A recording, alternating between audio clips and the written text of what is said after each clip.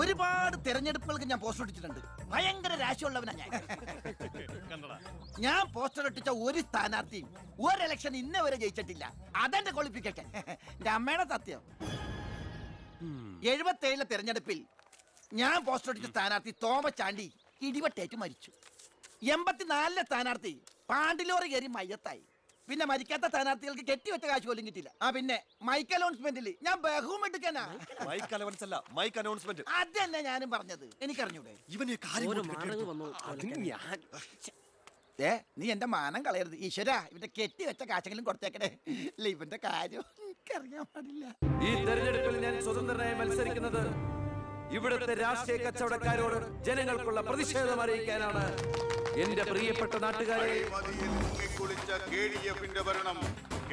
ഈ രാജ്യത്തിൽ ജനപക്ഷ മുന്നണി സ്ഥാനാർത്ഥി സഖാവ് ജനാർദ്ദനൻ പിള്ളയ്ക്ക് അരിവാൾ അടയാളത്തിൽ വോട്ട് രേഖപ്പെടുത്തുവാൻ പ്രിയപ്പെട്ട വോട്ടർമാരെ, KDFന്റെ ശക്തനായ സ്ഥാനാർത്ഥി ശ്രീ ബാലഗംഗാധര മേനോന് ശാന്തിയുടെയും സമാധാനത്തിന്റെയും ചിഹ്നമായ അമ്പും വില്ലും അടയാളത്തിൽ നിങ്ങളുടെ വിലയേറിയ വോട്ടുകൾ രേഖപ്പെടുത്തി വമ്പിച്ച ഭൂരിപക്ഷത്തോടെ വിജയിപ്പിക്കുവാൻ അപേക്ഷിക്കുകയാണ്, അഭ്യർത്ഥിക്കുകയാണ്. ജനാധിപത്യ വിശ്വാസികളെ, നാട്ടുകാരെ, അഴിമതിക്കാരെയും കൊള്ളക്കാരെയും ഈ നാട്ടിൽ നിന്ന് എത്രയും പെട്ടെന്ന് കെട്ടുകെട്ടിക്കുന്നതിന് യുവത്വത്തിന്റെ പ്രതീകമായ കൃഷ്ണകുമാറിന് നമ്മുടെ ദേശീയ മൃഗമായ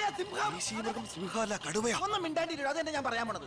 നമ്മുടെ ദേശീയ മൃഗമായ കടുവയുടെ സ്വന്തം ചേട്ടനായ സിംഹം അടയാളത്തിൽ വോട്ടുകൾ രേഖപ്പെടുത്തി വിജയിപ്പിക്കണമെന്ന് അഭ്യർത്ഥിക്കുകയാണ്, അപേക്ഷിക്കുകയാണ്.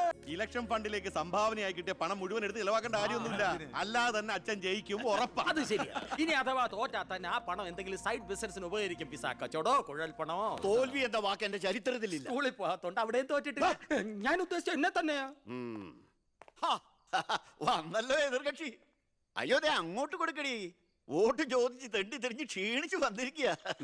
കുടുംബത്തിന് മാനക്കേടുണ്ടാക്കാനും പത്രക്കാർക്ക് കഥകൾ ഉണ്ടാക്കാനും കോമാളി വേഷം കിട്ടി ഇറങ്ങിയിരിക്കുക. സംശയമുണ്ടോ? കഷ്ടാൽ കഷ്ടം. അച്ഛനെ കിട്ടേണ്ട കുറച്ച് വോട്ടുകൾ പിടിക്കുമായിരിക്കും, എന്നിട്ട് ജയിക്കൂ. അതുമില്ല. അതുകൊണ്ട് ആർക്കാ നേട്ടം? ജനപക്ഷ മുന്നണിക്ക്. യവൻ കാരണം ആർക്കും ഒരു ഗുണം കിട്ടില്ല. ഇവനൊക്കെ ആര് വോട്ട് കൊടുക്കാനാ? ഈ കുടുംബത്തിന് പോലും ഒരു വോട്ട് കിട്ടിവിടാനൊക്കെ. ഇവിടുന്ന് ഒരു ഓട്ടം എനിക്ക് ഉറപ്പുണ്ട്. എന്റെ അമ്മയുടെ അല്ലമ്മേ. അമ്മയുടെ വോട്ട് ചോദിക്കാൻ വന്നേക്കണം. വോട്ട് ചോദിക്കാൻ വന്ന മകനെ അട്ടിപ്പായിക്കണ്ടായിരുന്നു. സുഹൃത്തുക്കളെ, നിങ്ങൾക്ക് എല്ലാവർക്കും അറിയാം, കഴിഞ്ഞ 25 വർഷമായിട്ട് എന്റെ നാട്ടുകാർ എനിക്ക് തീരെഴുതി തന്നിട്ടുള്ള മണ്ഡലമാണ് ചിറ്റാരിക്കര. അതൊരു പോരായ്മ തന്നെയാണ്. അതെ അതെ, എന്ന് എതിർ പാർട്ടിക്കാർ പറയുമെന്ന് ഞാൻ ഉദ്ദേശിച്ചത്. ചിറ്റാരിക്കരയിൽ നിന്നും കേരളക്കര മൊത്തം KSRTC ബസ് സർവീസ് ഇല്ലേ? ഗതാഗത മന്ത്രിയായിരുന്നപ്പോ ഞാൻ ചെയ്തതാ ഈ നാടിന് വേണ്ടി ഇതൊക്കെ. ഇനി ഈ നാട്ടിലെ പട്ടിണിപ്പാവങ്ങൾക്ക് വേണ്ടി ഒരു എയർപോർട്ട്, അതാണ് എന്റെ സ്വപ്നം. പട്ടിണി പാവങ്ങൾക്ക് എയർപോർട്ട് അത്യാവശ്യമല്ലേ? ലണ്ടനിൽ പോവാൻ, അതെന്തിന്? വെളുക്കിരിക്കാൻ. ഈ നാടിനെ സ്വർഗതുല്യമാക്കാൻ നിങ്ങൾ എന്നെ വിജയിപ്പിച്ച് മന്ത്രിയാക്കി ചിറ്റാരിക്കരയുടെ പാരമ്പര്യം നിലനിർത്തണമെന്ന് ആഹ്വാനം ചെയ്തുകൊണ്ട് നിർത്തുന്നു. ജയ് ഹിന്ദ്. അടുത്തതായി 2 പ്രമുഖ മുന്നണി സ്ഥാനാർത്ഥികൾക്കെതിരെ സ്വതന്ത്രനായി മത്സരിക്കുന്ന B കൃഷ്ണകുമാറിന് എന്താണ് പറയാനുള്ളത് നമുക്ക് നോക്കാം. സ്വന്തം അച്ഛനെതിരെ മത്സരിക്കുന്നതാണോ ഇല്ലടോ? പ്രിയമുള്ളവരെ, ബഹുമാന്യരായ എന്റെ 2 എതിർ സ്ഥാനാർത്ഥികളുടെ മോഹനസുന്ദര വാഗ്ദാനങ്ങളും വീരവാദങ്ങളും നിങ്ങൾ കേട്ടുകഴിഞ്ഞു. നടക്കാത്ത വാഗ്ദാനങ്ങൾ നൽകി നിങ്ങളെ വഞ്ചിക്കാൻ ഞാൻ തയ്യാറല്ല. പക്ഷേ ഒരു കാര്യം നിങ്ങളെ അറിയിക്കാൻ ഞാൻ ഈ അവസരം ഉപയോഗിക്കുകയാണ്. ശക്തമായ 2 മുന്നണികൾക്കെതിരെ മത്സരിക്കുന്ന ഒരു സ്വതന്ത്ര സ്ഥാനാർത്ഥിയാണ് ഞാൻ. വിജയ സാധ്യത വളരെ കുറവായി എനിക്ക് ഇവിടുത്തെ പല പ്രമുഖ വ്യവസായികളും പ്രമാണിമാരും കുറച്ച് പാരിതോഷികങ്ങൾ തന്നിട്ടുണ്ട്.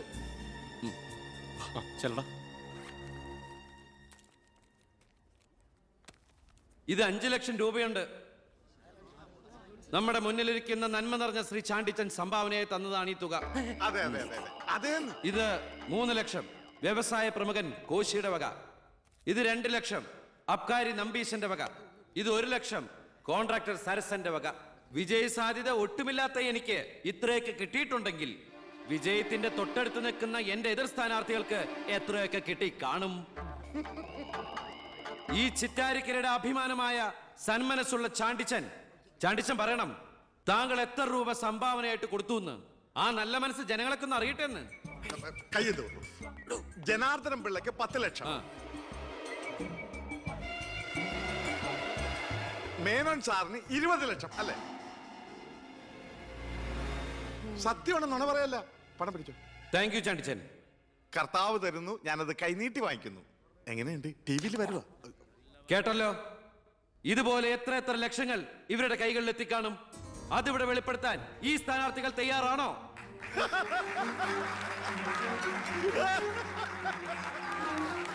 ബഹുമാന്യരെ, ഈ പണം കൊണ്ട് എന്റെ പോസ്റ്ററുകൾ അച്ചടിച്ച് ഈ മണ്ഡലം മുഴുവൻ ഒട്ടിക്കാം, ബാനറുകൾ കെട്ടാം, വോട്ടുകൾ വിലയ്ക്ക് വാങ്ങാം. പക്ഷേ ഞാനത് ചെയ്യില്ല. 25 കൊല്ലമായിട്ട് നിങ്ങൾ ജയിപ്പിച്ചു വിടുന്ന ശ്രീ ബാലഗംഗാധര മേനോന്റെ മണ്ഡലത്തിലെ ജനറൽ ഹോസ്പിറ്റലിൽ ഒരു ആംബുലൻസ് ഉണ്ടോ? അത്യാവശ്യ സൗകര്യങ്ങളുണ്ടോ? പ്രിയമുള്ളവരെ, ചാണ്ടിച്ചു നന്ദി 5 ലക്ഷം രൂപ ഇവിടുത്തെ ജനറൽ ഹോസ്പിറ്റലിന് ആംബുലൻസിനും മറ്റുള്ള സൗകര്യങ്ങൾക്കും വേണ്ടി ചാണ്ടിച്ചിന്റെ പേരിൽ ഞാനിത് ഇന്ത്യ വിഷയം ഏൽപ്പിച്ചുകൊള്ളുന്നു. ഞാൻ സമ്മതിക്കൂല. സുഹൃത്തുക്കളെ, ബാക്കിയുള്ള ഈ തുക പാവപ്പെട്ട കുട്ടികളുടെ പഠിപ്പിനും ഭക്ഷണത്തിനും അതുപോലെ ആരോരുമില്ലാത്ത വൃദ്ധജനങ്ങളുടെ സൗജന്യ ചികിത്സയ്ക്കുമായി ഈ തുക തന്ന ആളുകളുടെ പേരിൽ തന്നെ ഞാനിത് ഇന്ത്യ വിഷന് കൈമാറുന്നു. ജയ് ഹിന്ദ്.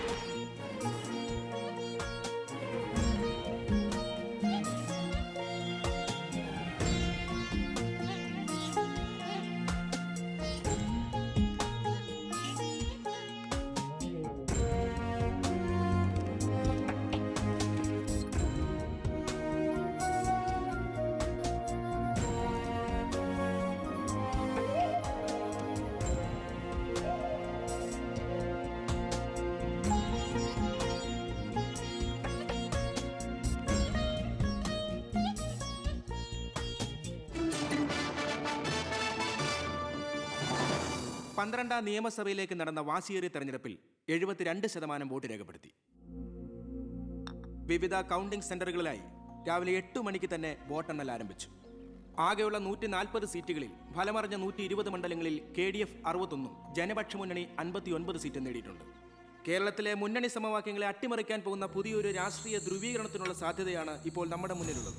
ഒരുപക്ഷേ കേരളത്തിലെ അടുത്ത മന്ത്രിസഭ ഒരു തൂക്ക് മന്ത്രിസഭയായിരിക്കും. ഹലോ, എണ്ണിത്തീരാറായോ? ജനപക്ഷ മുന്നണി സ്ഥാനാർത്ഥി 4612 വോട്ടിന് അച്ഛൻ ലീഡ് ചെയ്യുന്നുണ്ട്. അടുത്ത CM അച്ഛൻ തന്നെ. ഇപ്പോൾ കിട്ടിയ വാർത്ത, പുതുശ്ശേരി മണ്ഡലത്തിൽ KDF സ്ഥാനാർത്ഥി തൊമ്മൻ ചാക്കോ 4000 വോട്ടുകൾക്ക് വിജയിച്ചു. ഇത്തവണയും ഭരണം ലഭിച്ചാൽ KDF-ൽ മുഖ്യമന്ത്രിയാകാൻ സാധ്യതയുള്ള ആളാണ് തൊമ്മൻ ചാക്കോ. വയനാട് ജില്ലയിലെ സംവരണ സീറ്റിൽ KDF സ്ഥാനാർത്ഥിയും ആദിവാസി നേതാവുമായ ശ്രീ പൊറ്റക്കുഴി ചെല്ലപ്പൻ തെരഞ്ഞെടുക്കപ്പെട്ടു. ഇപ്പോൾ കിട്ടിയ വാർത്ത, ചിറ്റാരിക്കര മണ്ഡലത്തിലെ വോട്ടെണ്ണൽ പൂർത്തിയായി. സംസ്ഥാനം ഏറെ ഉറ്റുനോക്കിയ മണ്ഡലമായിരുന്നു ചിറ്റാരിക്കര. മുൻ മന്ത്രിയും KDF സ്ഥാനാർത്ഥിയുമായ ശ്രീ ബാലഗംഗാധര മേനോൻ മുന്നിട്ട് നിന്നിരുന്നുവെങ്കിലും ഇപ്പോൾ 3ാം സ്ഥാനത്തേക്ക് പിന്തള്ളപ്പെട്ടു. ഇരു മുന്നണികളെയും പരാജയപ്പെടുത്തി സ്വതന്ത്ര സ്ഥാനാർത്ഥി B. കൃഷ്ണകുമാർ വിജയിച്ചിരിക്കുന്നു. KDF-ന്റെ സജീവ പ്രവർത്തകനും യൂത്ത് വിങ്ങിന്റെ ജില്ലാ സെക്രട്ടറിയുമായിരുന്ന കൃഷ്ണകുമാർ തെരഞ്ഞെടുപ്പ് പ്രഖ്യാപന വേളയിലാണ് രാഷ്ട്രീയ അഭിപ്രായ ഭിന്നതയെ ചൊല്ലി സ്വതന്ത്രനായി മത്സരിക്കാൻ തീരുമാനിച്ചത്.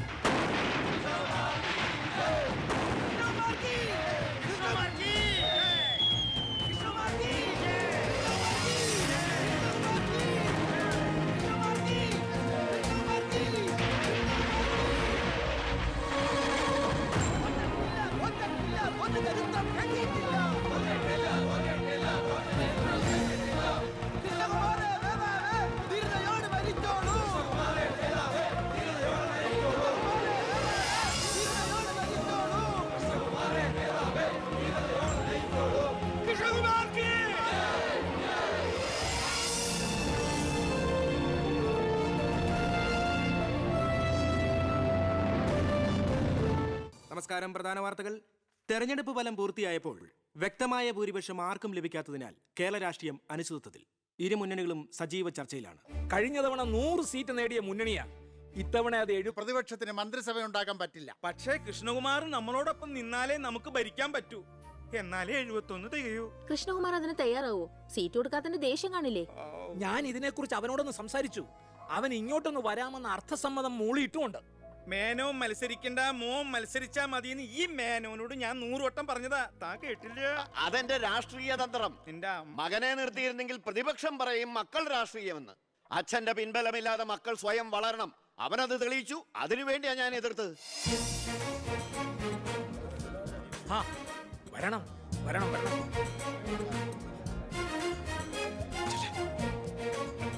മിടുക്കൻ മിടുക്കൻ. എന്നോട് പിണക്കൊന്നും ഇല്ലല്ലോ. എന്തിന്? ഇത് പൊളിറ്റിക്സ് അല്ലേ? ഇവിടെ വേണ്ടത് സ്പോർട്സ്മാൻ സ്പിരിറ്റ് അല്ലേ? നീ ഇരിക്കടാ. അങ്ങോട്ട് ഇരിക്കേ. വേണ്ട സാർ. കൃഷ്ണകുമാറിന്റെ പിന്തുണ ഞങ്ങൾക്ക് പ്രതീക്ഷിക്കാമല്ലോ അല്ലേ? ഞാൻ പിന്തുണച്ചാലേ KDF-ന് മന്ത്രിസഭ ഉണ്ടാക്കാൻ സാധിക്കുമെന്ന് എനിക്ക് നന്നായിട്ട് അറിയാം. ചെറുപ്പം മുതൽ പ്രവർത്തിച്ചു പോന്ന പ്രസ്ഥാനത്തിന്റെ കൂടെ നിൽക്കാൻ എനിക്ക് സന്തോഷമേ ഉള്ളൂ. പക്ഷെ ഒരു ഡിമാൻഡ് ഉണ്ട്. ആഭ്യന്തരം എനിക്ക് കിട്ടണം.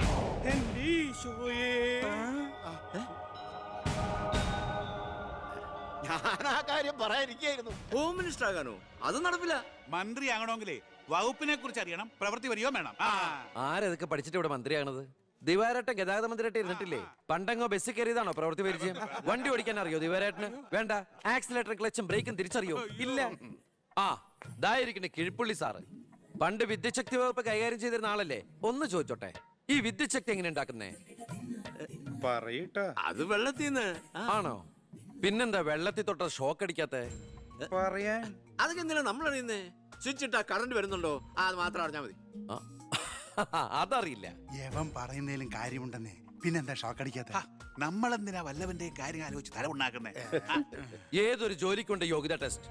സത്യത്തിൽ മന്ത്രിയാകാനും വേണം ഒരു പരീക്ഷ. ഈ IAS IPS ഒക്കെ പോലെ IIPS, Indian institute of political science, അത് പഠിക്കണം. അല്ലെങ്കിൽ വേണ്ട. മിനിമം യോഗ്യത 10ാം ക്ലാസ് പാസ്സാവണമെന്ന് പറഞ്ഞാൽ ഇവിടെ ഇരിക്കുന്ന പലരും ഓടിപ്പോണ്ടി വരും. ഈ തെരഞ്ഞെടുപ്പ് എന്ന് പറയണത് തന്നെ ഒരു പരീക്ഷയാ. ആ പരീക്ഷ പാസ്സായവർക്ക് മാത്രമേ മന്ത്രിയാവാൻ പറ്റൂ. അതൊരു പരീക്ഷയല്ല സാറേ, പരീക്ഷണമാണ്. ഇവനെങ്കിലും ശരിയാവോ എന്നുള്ള ജനങ്ങളുടെ പരീക്ഷണം.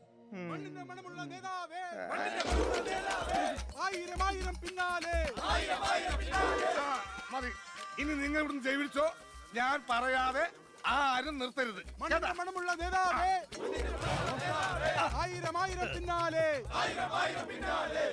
എന്തിനാ ഇങ്ങനെ ഓരോന്നിനെ സൃഷ്ടിക്കണേ? അപ്പൊ സാറേ, എന്റെ കക്ഷി മത്സരിച്ച 3 സീറ്റിലും ഞങ്ങൾ വിജയം കണ്ടെത്തി കഴിഞ്ഞു. ഇവരുന്ന മന്ത്രിസഭയിൽ ആഭ്യന്തരം തന്നെ പിടിക്കാനാണ് എന്റെ തീരുമാനം. എങ്കിലും ഞാൻ ഇറങ്ങാണ്. അയ്യോ പോകല്ലേ, നമുക്ക് ചർച്ച ചെയ്യാം. എന്റെ തീരുമാനത്തിൽ മാറ്റൂല. ഇല്ലെങ്കിൽ വീണ്ടും ഒരു ഇലക്ഷൻ നേരിടാൻ അല്ല, തയ്യാറല്ല. ഞാൻ പറയുന്നൊന്ന് കേക്ക്. തിരക്ക് വേണ്ട, നിങ്ങൾ സമയമെടുത്ത് ആലോചിച്ചിട്ട് മതി. അവൻ പറഞ്ഞതിൽ ഒരു തെറ്റുമില്ല. ആഭ്യന്തരം അവന് തന്നെ കൊടുക്കണം. ആഭ്യന്തരം വിട്ടിട്ട് കാലിരിക്കില്ല. അഭ്യന്തരം എന്ന് പറയാൻ തനിക്ക് എന്ത് യോഗ്യതയാണോ ഉള്ളത്? മന്ത്രിസഭ ഉണ്ടാക്കാൻ അവൻ വേണം. കൃഷ്ണകുമാർ തനിക്കറിയോ? എന്നെ ഒന്നും വന്നേ. അവൻ പിണങ്ങി പോയതാണോ? കാര്യം കാണാൻ കഴുതക്കാരും പിടിക്കണം. ഞാൻ ആരുടെ കാല് പിടിക്കണം പറഞ്ഞേ? തന്റെ കാല് പിടിക്കണോ? തന്റെ മോന്റെ കാല് പിടിക്കണോ? ഞാൻ ആരുടെയും പിടിക്കാൻ തയ്യാറാ. ഒന്നുകൂടെ ആലോചിച്ചിട്ട് പോരെ പക്വതയില്ലാത്ത ഒരുത്തന്റെ കയ്യിൽ ആഭ്യന്തരം കൊടുക്കാൻ. അവന്റെ പിറകിൽ ഞാനില്ലടോ. അവനെ മുന്നിൽ നിർത്തി ഞാൻ ഭരിക്കും. ആരൊക്കെ എന്തൊക്കെ പറഞ്ഞാലും ആഭ്യന്തരം ഞാൻ വിട്ടു തരില്ല. തനിക്ക് കൈയിട്ട് വരാൻ പറ്റിയ ഒരു വകുപ്പ് തന്നാ പോരെ? തരാം. എങ്കിൽ വനം മതി. നമുക്ക് സാവധാനം വെളുപ്പിച്ചെടുക്കാം. അതിന് യോഗ്യതയിലൊന്നും മാത്രം ആരും പറയരുത്. കാരണം ഞാൻ കാടിന്റെ മകനാണ്. കൃഷ്ണകുമാറായ ഞാൻ നിയമം വഴി സ്ഥാപിതമായ ഭാരതത്തിന്റെ ഭരണഘടനയോട് ഒരു മന്ത്രി എന്ന നിലയിൽ എന്റെ കർത്തവ്യങ്ങൾ വിശ്വസ്തയോടെ മനസാക്ഷിയെ മുൻനിർത്തി നിർവഹിക്കുമെന്നും ബി കൃഷ്ണകുമാർ ആഭ്യന്തരമന്ത്രിയായി സത്യപ്രതിജ്ഞ ചെയ്ത് അധികാരമേറ്റു. ഗവർണർ നരേന്ദ്ര ഷെറാവത്ത് സത്യവാചകം ചൊല്ലിക്കൊടുത്തു. തൊമ്മൻചാക്കോ മന്ത്രിസഭയിലെ ഏറ്റവും പ്രായം കുറഞ്ഞ മന്ത്രിയാണ് ബി കൃഷ്ണകുമാർ.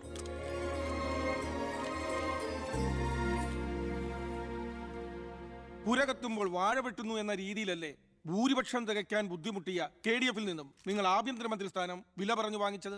എനിക്ക് കിട്ടിയ അവസരവും ഉപയോഗിച്ചു എന്നുള്ളത് ശരിയാണ്. അത് പക്ഷേ എന്റെയും കുടുംബത്തിന്റെയും സാമ്പത്തിക ഭദ്രത അരക്കെട്ട് ഉറപ്പിക്കാനോ അധികാര ദുർവിനിയോഗത്തിനോ അല്ല, മറിച്ച് എനിക്ക് കിട്ടിയ ഈ അധികാരം ജനനന്മയ്ക്കായി വിവേകത്തോടെ ഉപയോഗിക്കാനാണ്. അച്ഛനെതിരെ മത്സരിച്ചപ്പോഴുണ്ടായ മാനസികാവസ്ഥ? ഞാൻ അച്ഛനെതിരായിട്ടല്ല, അച്ഛന്റെ രാഷ്ട്രീയ നയങ്ങൾക്കെതിരെയാണ് മത്സരിച്ചത്. രാഷ്ട്രീയം വ്യക്തിനിഷ്ഠമല്ല. അച്ഛനെ തോൽപ്പിച്ചപ്പോൾ എന്തു തോന്നി? ഞാനല്ലോ തോൽപ്പിച്ചത്, ജനങ്ങളല്ലേ. രാഷ്ട്രീയക്കാർ കൊള്ളരുതായ്മ കാണിച്ചാൽ വോട്ടിങ്ങിലൂടെ പുറത്താക്കാൻ ജനങ്ങൾക്ക് അവകാശമുണ്ട്. അപ്പോൾ താങ്കളുടെ അച്ഛൻ ശ്രീ ബാലഗംഗാധര മേനോൻ ഒരു കൊള്ളരുതാ